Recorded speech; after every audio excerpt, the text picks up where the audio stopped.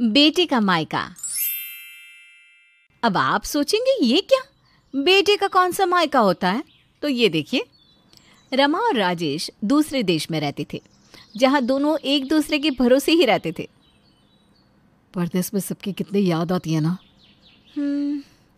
लेकिन मेरे लिए तो सब ठीक है, क्योंकि जब मैं अपने मम्मी पापा को छोड़कर तुम्हारे घर शादी होकर आई थी, तभी उन लोगों से दूर हो गई थी।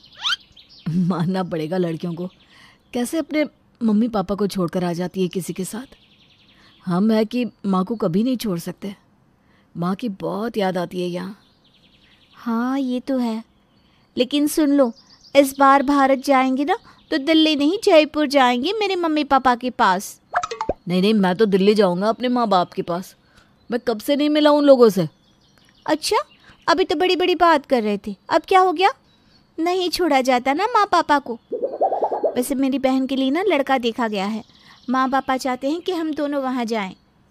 अरे तुम देख लो ना, मुझे कौन सा तुम्हारी बहन के पति के साथ रहना है। वैसे भी यहाँ कुछ ही दिनों की छुट्टी मिली है। माँ के ऑपरेशन के बाद मैं मिला ही नहीं उनसे।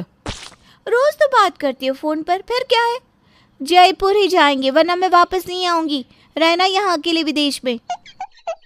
बात हो गई, मियाँ बीवी अपने अपने काम पर लग गए। लेकिन राजेश का मन अब काम में कहाँ। रह रह कर माँ का चेहरा सामने आ रहा था। वहीं रमा भी घर जाने की तैयारी में थी। रमा फ़ोन पर अपनी बहन से कहती है, क्या लेकर आऊँ तेरे लिए? सुन, मैं ना शॉपिंग करने जाऊँगी ना तो फ़ोन करूँगी, जो जो चाहिए बता देना। मैं राजेश को बोल चुकी हूँ कि भारत जाने से पहले मैं खूब सारी शॉपिंग करूँगी, सबके लिए कुछ ना कुछ लेकर जाऊँगी। दीदी, वो पड़ोस वाली आंटी बोल रही थी उनके लिए पर्स लेकर आना, वो पैसे दे देंगी। हाँ हाँ ले आऊँगी। और तुझे क्या चाहिए बता? वहीं राजेश ऑफिस से घर आता है, खाना खाता है और सोने चला जाता है। क्या बात है, आज कुछ बातचीत नहीं कर रहे हो? सब ठीक तो है ना? टिकट हुई क्या घर जाने की? नहीं, आज नहीं किया। वो क्या है ना, अभी रेट्स ठीक मिल जाएंगी, देर करोगे तो टिकट महंगी हो जाएगी। रमा, रिक्वेस्ट है, सोच लो। दिल्ली चलते हैं माँ के पास। ओह, फिर शुरू कर दिए। क्या करना है दिल्ली जाकर? माँ आई तो थी तुम्हारी, रहकर भी गई। अब मेरे घर जयपुर चलेंगी, ये फाइनल है। माँ क्यों आई थी तुम जानती हो ना, ऑपरेशन के लिए, वो भी बीमारी की हालत में। तब से वो कैसी है ये नहीं देखना? नहीं देखना, रोज बात करती हूँ मैं। तुम जयपुर चल रहे हो और ये फाइनल है, इस बारे में मुझे और बात ही नहीं करनी। राजेश क्या करता, बीवी और माँ के बीच फंसा हुआ था। खैर माँ को तो पता भी नहीं था कि बेटा विदेश से देश आ रहा है और उससे मिल नहीं पाएगा। राजेश और रमा जयपुर जाते हैं।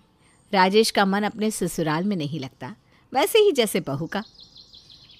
नहीं पापा जी, आप जाइए, मैं थोड़ा रेस्ट कर लेता हूँ।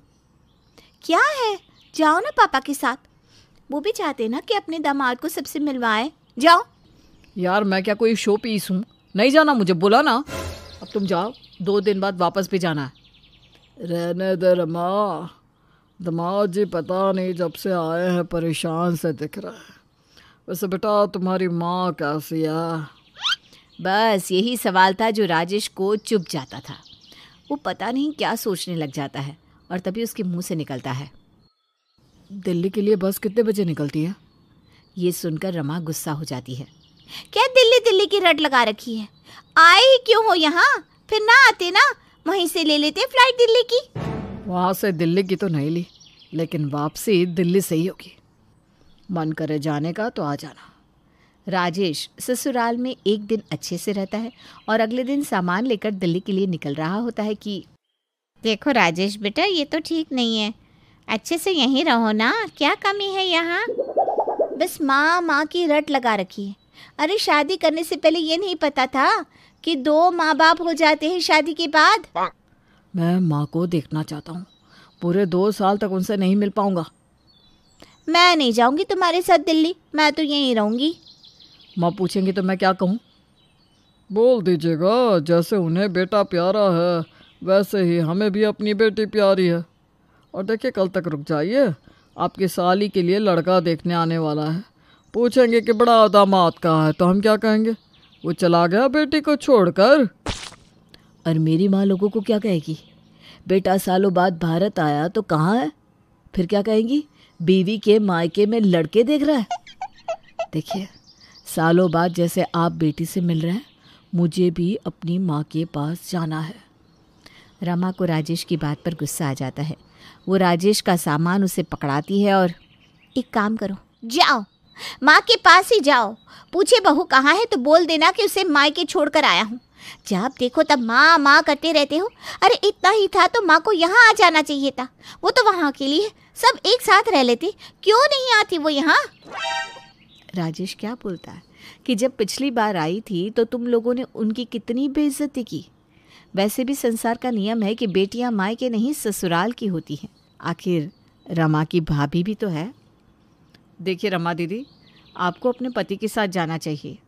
आपकी सास आप लोगों के साथ कुछ दिन तो रह ले, फिर यहाँ हम सब है ना छोटे के लिए।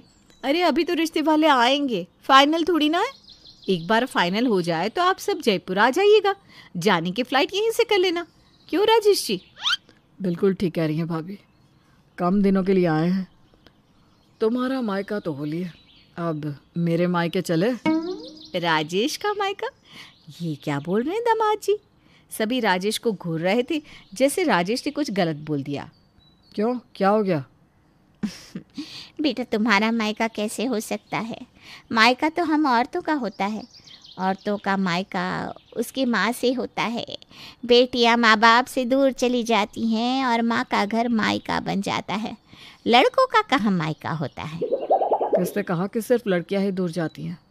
जो लड़के काम के लिए देश से या शहर से बाहर चले जाते हैं, फिर उनकी शादी होती है, लड़की ससुराल में रहना ही नहीं चाहती, वो तो पति के साथ उस घर में जाती है जो उसका घर होता है। फिर तो वो भी लड़की की तरह ही हो जाती है। उसका भी एक ससुराल होता है जहाँ सास रहती है और एक मायका जहाँ माँ रहती है। वैसे ही जो लड़का है उसका भी तो माँ का घर और सास का घर होता है। समझ में आ रहा है ना मैं क्या कहना चाह रहा हूँ? तो मैं जा रहा हूँ अब अपने मायके। बाकी रमा की क्या सोच है मैं नहीं जानता। रमा पति की बात सुन रही होती है।